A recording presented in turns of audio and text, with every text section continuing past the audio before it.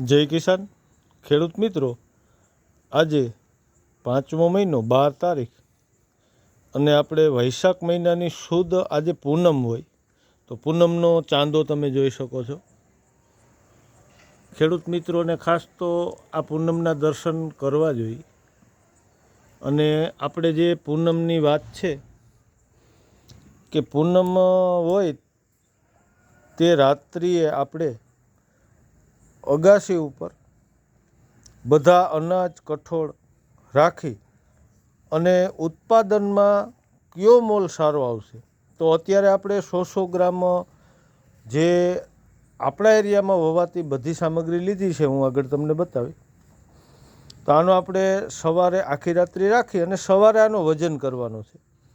જેનો વજન વધશે એનું ઉત્પાદન વધશે અને ભાવતાલમાં પણ સારું રહેશે.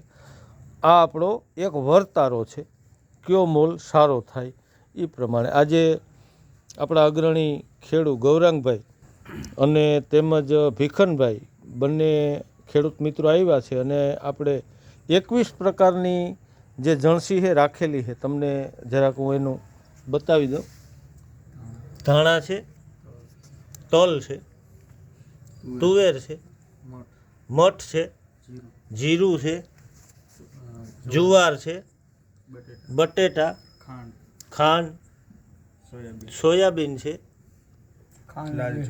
લાલ ચોળી, આ ચોળી જ ગણાય, અને ત્યારબાદ મગ છે અને ડુંગળી, લસણ અને ચોખા, અને ત્યારબાદ અડદ છે અને મગફળી, કપાસ, મકાઈ, ચણા, ઘઉં અને બાજરો. તો આ રીતે કુલ 21 પ્રકારની આપણે જે વાવેતર કરી એ બધી આઈટમ રાખેલી છે. અને આપણે સવારે આનો વજન કરી અને જોશું. આપણે બિલકુલ અગાસી ઉપર અને ચંદ્રમાની નીચે આને રાખવાની છે. અને આજુબાજુના આપણા સમગ્ર એરિયામાં કયું ઉત્પાદન વધુ થાય તેના અંદાજ આના ઉપરથી મળતા હોય છે. તો ખેડૂત મિત્રો માટે ઉપયોગી છે.